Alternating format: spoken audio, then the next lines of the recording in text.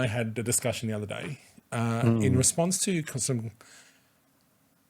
some feedback you were getting from some people who were considering joining us for Incubate. So Incubate is a 6-month process here at Project Nexus, where people do that inner work and that work around their leadership and around the things that they're passionate about, and really powerful 6 months. And so part of what we do is we invite people, right? We personally invite people that we think have some of these characteristics either already developing or kind of just they're ready to kind of step into something new. And busy people. Always busy people, because they're often cause driven. They care Doing about stuff. They're doing stuff. They're not sitting around idle. You know, they're really they're often out there, and that's why when people see them and notice them, they go, I think this could be great. I think this is what might be next for them. But often the response is, and some of the responses you were getting was, it looks amazing. I would really like to do it. Yeah. I'm just so busy. I just really, and that became, I just want to get on with doing it. Is that the response? Is that mainly part the of response? it as well? Yeah. I just want to keep going with doing it. Yeah. So don't slow me down. Yeah. Just got to keep doing. Yeah. Yeah. So, but one of the fundamentals, I guess, of Incubate is an invitation to slow down. Would that be fair? It's to slow down some things. Right. Okay. In order to make space for something else. Yeah. Okay. Say more. Well, I think that's really good. Because we are busy in Incubate. Oh, Yeah. Right? So it's not a sit back and put your feet up. No. We're busy in Incubate, but Okay. it's doing things and spending time thinking about and working through things that for some people maybe feels inefficient. In terms of like doing, like you said, producing whatever the thing that they're measuring is. Incubate measures something a little bit different. And I'm thinking of something we talk about a lot, purposeful inefficiency. That's to me what Incubate is. Yeah. And it's because it's actually not inefficient, but it's setting yourself intentional. up. It's intentionally slowing some other things in your life down in order to fill it with something else that you think is going to be beneficial for you, your leadership, and make whatever thing you end up doing more worthwhile and more fruitful. But it is slowing down in the sense of like culture, I think, like the dominant cultural narratives of what it looks like to be busy and productive, because this is a different kind of productivity, I would say. That's really, really important, but measuring other things than potentially, like you said, money or output or... Part of the slowing down can seem like such a cultural negative. They think, no, I need to be busy. I need to do a lot of things. I need to look like I'm really going for it. And I'm energetic. I'm got lots of ideas, not enough time to get them done. Yeah. But from the outside looking in, because I've been that person, or I still am that person at times where I'm just doing too many things. But from the outside looking at these people, I'll just say it for me, I can tell that they just pause a moment and work out which wall they want to put the ladder on, Yes, rather than just keep climbing the ladders. Yeah. Sure. Like, it'll make a difference. Yeah. That clarity of knowing your cause deeply, why you're passionate about it, it clears away a lot of the things that we're currently doing and helps us to say, no, these two things, they're my cause. Yeah. And I have more than enough time to do that. Sure. But clearing away all of the 100 ththings that some people are doing, or at least taking a moment to just go, I'll put that on hold so I can concentrate on this, so I can work out where to put the ladder. Yeah. Because this is your phrase, This is my phrase. We do spend a lot of energy trying to climb a ladder, but we better make sure it's on the right wall. Yeah. And I think that's Incubate. Yes. Incubate is the process of assessing the wall. Yeah. Yeah. And sometimes you assess it is the right wall, but I might do things a little bit differently, or I might need to put some other things in place to make that sustainable. Or even like, who am I as I climb the ladder? Who am I as I as climb the well? wall? Sure. Yeah. But sometimes it's, oh no, this is not the right wall. And that does happen. This does we do happen. find that with Absolutely. cohort members at times. Yeah. Yeah. Because in contemporary society, we mistake quantity, just doing a lot of things, for quality. Or we hope that all the doing time. a mass of things will eventually lead to quality. Yeah. But at least in a contemporary society, contemporary Western society, quantity leads to burnout. It doesn't lead to us ever getting to quality because we never actually set aside the time to be deep in anything, to really give it our focus, to really say, no, I want to invest in this thing. Yeah. We just don't have the time to do that. We're too busy just producing a lot of stuff or being involved in a lot of things. Yeah. We never actually get there. That's the bottom line. That's what they're Yeah. finding from a science. It's what Cal Newport talks about in Slow Productivity. It's not about doing nothing, but it's about doing something really well where it has a lasting impact. Yeah. And quantity just doesn't lead there, unfortunately. Yeah. So when people say, I can't afford Yeah. to slow down, I can't afford the time. Yeah. I think I wrote in a journal article not long after I wrote, Yeah. well, you can you afford not to? Yeah. Ultimately. Yeah. And we spin our wheels. So how often do we hear, how often have we been guilty of? Yeah. But how often do we hear other people say, a simple question of how are you? And the answer is flat out, I'm so busy. Yeah. Like some kind of badge of honor, like somehow that this is how life is meant to run. Now, again, I feel like I shouldn't have to preface this stuff, but I'm not saying you're not working hard. I'm not saying you're not sometimes in periods and seasons of life putting in long hours and it costs it. This is not go on a cruise and just think about your life. This is not what I'm saying. But this relentless pursuit of spinning wheels when you're not quite sure it's in the right direction. It's around something you actually genuinely care about. It's not actually sustainable. It's something that may be doing damage to you and maybe even to others. Yeah. Like we're back to my grandmother saying, "Oh, we'll all be dead soon." Well, if that is true, you might want to really do this work to make sure that the life that we spend here doing what we do with others is of meaning and is actually in the direction that we can see the greatest output from. The most the fruitfulness that we actually want, right? Yeah. It's interesting. I'm just thinking about this moment that I find myself in where I have some more time on my hands as I have withdrawn from a certain work environment. Oh my gosh, the work that I have done in the last, oh my goodness. Like I actually look at the way that I have seen myself be formed and shaped and the way my thinking has changed and even some of what you're saying, like ladder on the right wall, some of my orientation that I have, that God has done within me with the time and the change of pace a little bit is actually baffling to me. Like I wrote it all down the other day and I was like, I thought I was doing nothing. At the beginning of this time, I was like, oh, I need to fill this time. People are asking me, what are you doing? Right. And I'm like, oh, I need none of your business. No.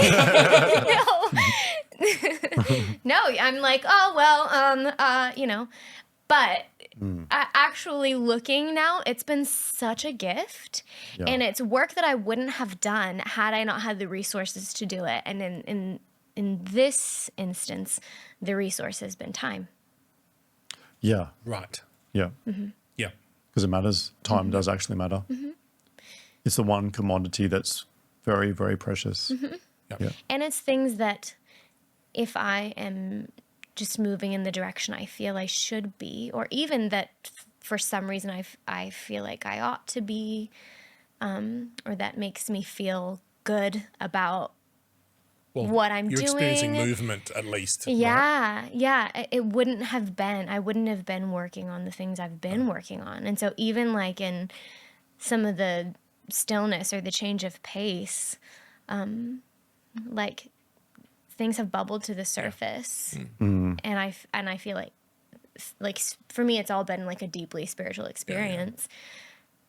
But it's changing the trajectory for me of then where I'm going to go in multiple areas. Yeah. Well, it'd be like you're like driving on a highway doing 100 and thinking that you're achieving something because you're going fast. Yeah.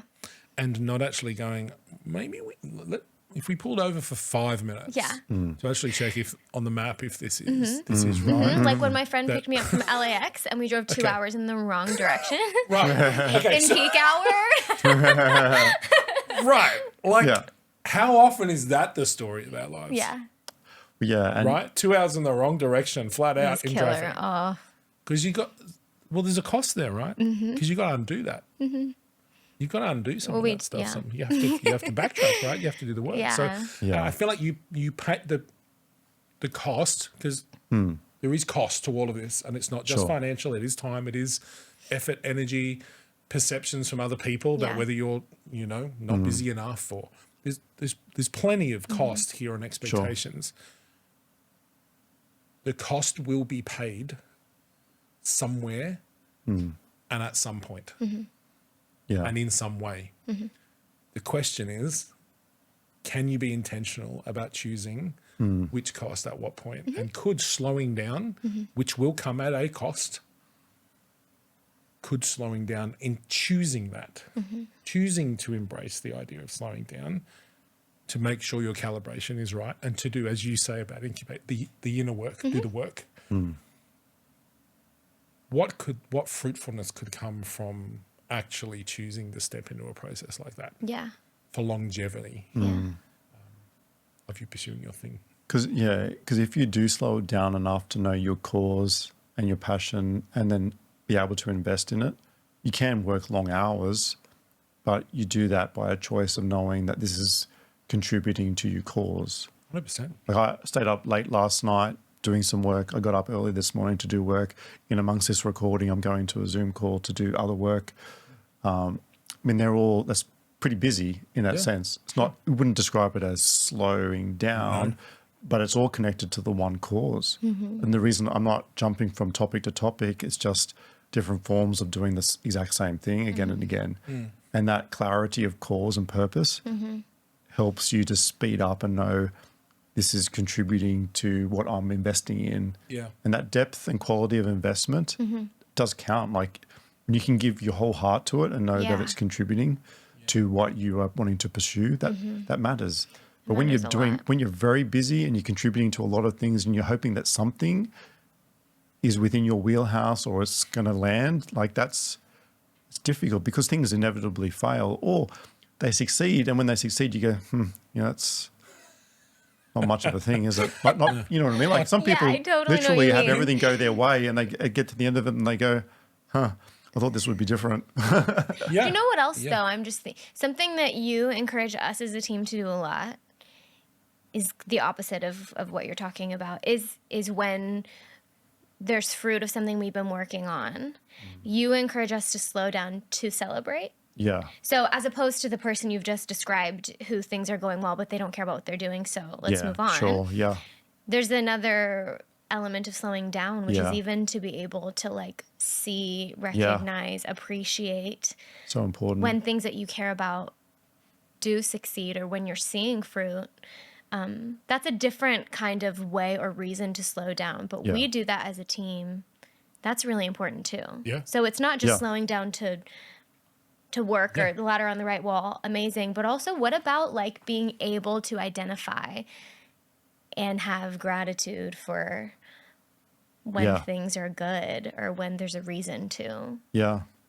Because I read, I forget where I read it, but someone was talking about when a negative thing happens, it's like Velcro, sticks to your brain. It's hard to get rid of it. Yeah. But when a good thing happens, it's like Teflon, it just slides straight off. So if you don't slow down and celebrate the good, you kind of just remember all the bad things that happen. I mean, if someone reminds you of the good thing, you go, oh, that did happen. But it's not landed in your brain and in your person for you to like gain the energy from that of a good moment, because it just slips away too fast and you just remember all the bad stuff. So that has an impact as well. It's like a personal impact, isn't it, in that moment? Yes. Much more than leadership. It's contributing to hope Yeah. or that's lack what I of was hope. thinking. Yeah. Which changes the way that then you keep going about your business.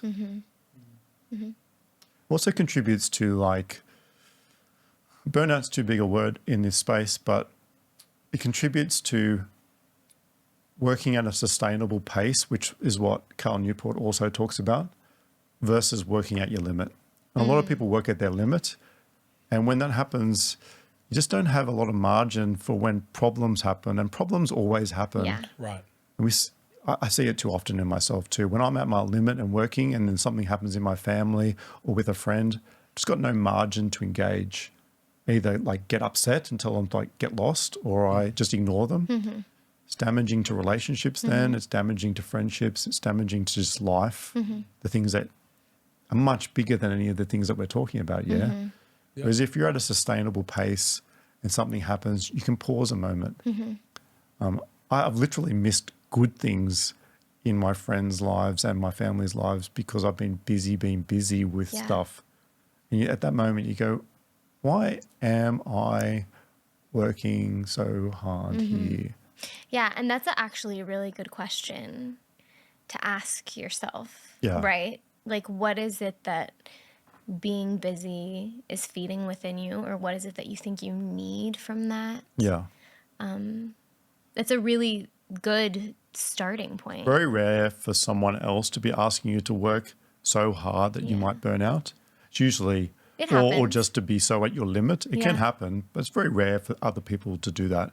It's usually us. Well, it was me for me that did it. And you do have to ask those questions of yourself, which is the value of slowing down, which is maybe one reason why you don't want to do it, because then you have to face the True. question. No, but that is true, actually. Yeah. When you slow down and the inner Right. critic, the self, Yeah. whatever is actually at play in your head, Yeah. which is kind of what's happened for me. But yeah, Yeah. that then you hear yourself. And what do you do with that? Yeah. Yeah. This is all BS. But also dreaming, and also some of the other stuff that we've spoken about. You have to Yeah. make room for those things. Yeah. You know, sometimes you stumble upon it. That is true. But sometimes, like for me, I just took a 24-hour dreaming Sabbath. Went to an Airbnb. Literally, it was like, okay, I'm incommunicado. No podcasts, no Telebrite. Okay, Oh my gosh. just me in like a little converted train carriage in a winery, Yeah. dreaming. Yeah. Wow. Because for me, that is something I've neglected for years. That's not something that I just happen upon. I'm driven by other things, other people's, what other people value, other people's expectations. How can I be perceived as successful, maybe? You know, what do I think is noble before God? What is legitimate in terms of kingdom stuff? But I neglected dreaming for years, and I had to carve out the space and the room to do that. Yeah. You know, to recalibrate and to intentionally, because it didn't, for me, that wasn't something that Yeah. I came by. When I was little, I came by really naturally, Sure. but not so much as I've grown up, Yeah. you know? Yeah. I think the values of slowing down are things like investment in people and depth and relationship, trust. Like they're the values that flow from slowing down. Yeah. Speeding up or working at an unnaturally busy pace, all those things just fly by. Perhaps you don't notice that they're there until you have to lean on them, and then you go, I'm not sure I trust anyone. I'm not sure that there's any depth in any of my relationships. You know, all that stuff hits hard when you need it, Yeah. if you don't have it. I'm unusually quiet on this topic. As you probably know, I'm sitting here because you all know. Look, you've talked about live things for you. It's always a live thing for me. You know, burnout is not too big a word for me. No, yeah. It was in that situation when you were talking about. It wasn't for me. It was totally. a very real Yeah. reality. And I think the difference here, you know, to frame that, there are periods of time and seasons where really long, big work that takes a lot out of you is not only a reality, but it's necessary. Yeah. But it's the sustained, prolonged, this becomes the new normal of your everyday reality, everyday rhythm. That just is therein lies the real danger sort of point. And so and it's that stuff you're talking about, that inner voice, that inner critic, that is so ingrained that you know that it's such a it's so easy. It's like, it's the one that wins. It's it's just like, this is how we do things, remember? Yeah. And without the intentionality of actually saying, whoa, so we're not doing that again, or we're not going to do that the first time, or that there's value here. Yeah. That the preconceived ideas I have, the expectations of others, let's say this, the perceived expectations of others is way more relevant here, I think, than as you said, it's very rare that someone else. And when that is true, that someone else is asking you to work that hard, it's important you work that out and probably renegotiate or challenge that expectation. But I agree, more often than not, it's me, and it is my expectation of what others would expect from me. Yeah. And almost always that is not true. Yeah. And so, I'm slightly quiet because it is real. Like it's of some of the topics, this one hits. This is a sparking conversation for me. It sparks in me a frustration. It sparks in me it's confronting. Which is, I guess, the point of these conversations. That it sparks in me, and I think when something sparks in you like that, it demands an answer. Yeah. And maybe that's been the case for other people in different topics we've talked about. Maybe that sparked in them that's true. I can't unsee that. I can't unknow that. I can't. That is something about that I need to pay attention to. I know for a fact that the slowing down element for me is one of the ones that I need to pay attention to, because I have found my cause. I'm committed to try and being hope-filled. I'm not always good at it, but then the slowing down piece, the push on is so ingrained in me, and it's already hurt me. Yeah. And so it's not like I don't know where this leads. Yeah. But yet it's there. There's more work to be done. If we go back to your opening question there to do with some people, and when you talk to them, like if some of those people I've spoken to and said, I don't have time to slow down and do that, if their response is, because I'm doing this other intentional practice to slow down and do something, and so I'm booked to do that, I don't have time to do your thing, cool. Fantastic. Yeah, but some of them is, and we're back now to the value of team, some of them are, I am highlighting for them that it's a little bit out of control. And they need to take a moment to ask the questions that you were just asking of yourself. And in that moment, it's super hard to pay attention to that question because they're so busy doing the thing, but they've just not noticed that it's starting to get out of control. And it's hard to listen, but it's important sometimes to pay attention to that team voice that's around you saying, be careful, you're at a limit here. You're not noticing the things that you need to like actually give some attention to. I need you to pay a little bit of attention to what I'm saying, at least to just think it through. Is this a good time for you to slow down? Look, and I think connected to that paying attention piece, I hear so many people say these grandiose statements that that God's not here and God's not part of things, and I'm not hearing from God and I don't know what's going on and I don't and the answer to that is, and he goes, the answer to that is, you're so unbelievably busy. You have no margin. When do you actually ever slow to a point of, just like you're saying, others inputting and saying you might want to consider this? When do you ever have enough time to actually maybe hear the still small voice that says, over here, or this here unlocks something new, or I want to give you the gift of just rest at this moment, or I know that, like I go, where's the answer? Where's the answer? Where's the answer? Where's it? You know, it's like, you know, when you lose your keys at home and you're frantically running around the house looking for your keys, and if you just actually slow down for a second, you'd realize they're just literally just there. But the frantic running around has created and whipped yourself up into such a frenzy that not only is the problem bigger than it was, not only is the solution now out of sight, that it's created all sorts of other things in you, but also in the people around you as well, right? And so this the ability to slow down in the midst of Yeah. that and just go, okay, let's just let's stop for a second. Where are the keys? Yeah. And someone might say, they're just here. You've been a psycho for the last 10 minutes. Relax, right? They're just here. Maybe there's someone else who can give you input.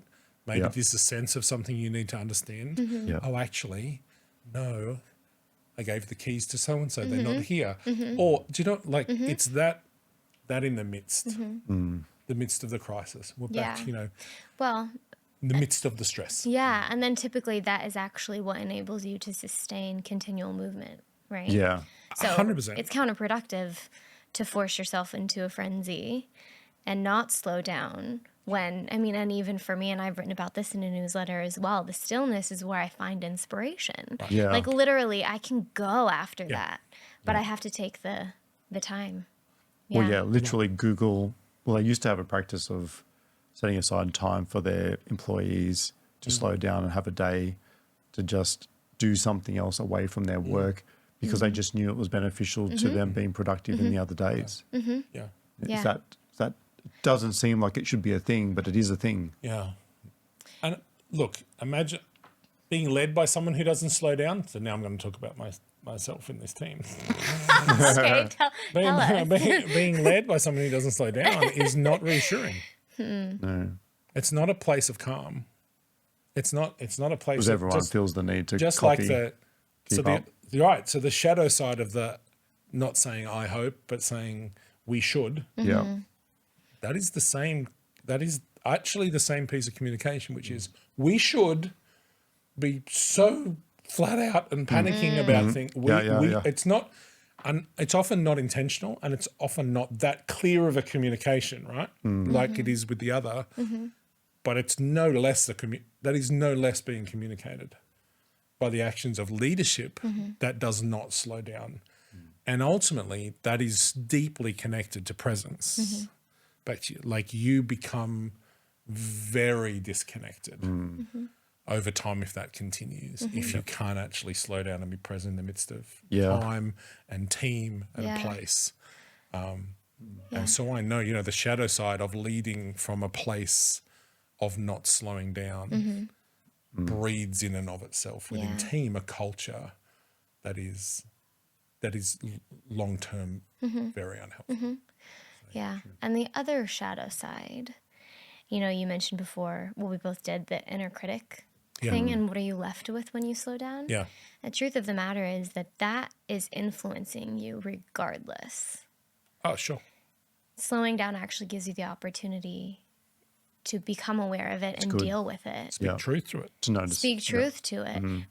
It doesn't make it go away when you just crowd out the noise. Yeah. It actually means that it has more power to dictate your behavior and the way that you operate. It'd be like we've got some sound engineers in the room with us today. It'd be like layering more sound on top of more sound, right? Yeah. They go, oh, there's a noise. Oh, that noise isn't great. Well, let's just put a louder noise over the top of it. That'll fix it. Well, no, it won't. So now you've got a second problem. Well, let's layer another bit of noise over the top of it. We'll just keep adding noise until we can't hear the initial noise. But ultimately, removing the initial noise or dealing with the initial noise at its genesis is ultimately the solution. Yeah. But are we willing to deal with that? Are Or we be willing to deal curious with that about piece? it. Be curious, what is that? Yeah. Where does that come from? Yeah. I don't know where it comes from. That noise is coming from externally. I don't know what it is. I don't really care. We'll just crush it with some more noise rather than actually saying, And more stop. busy, more busy, Yeah. more everything. What is Right. it? How do we fix it? Take a minute. And if We've saved ourselves so much. and if that fear of that is what's holding you back from slowing down, it's counterproductive. Yeah, Yeah. Totally. for sure. All right. Slowing down. Much to learn about Yes. slowing down. Yes. Do I? And I'm sure other people, but this is the point of sparking conversations, right? Yeah. What does it mean? What does it mean for us to take these conversations and say, yeah, that I can't unsee that. I can't, that there's something about that maybe I need to do. And so we invite people to think about that. What's the next step? Yeah. What can you do?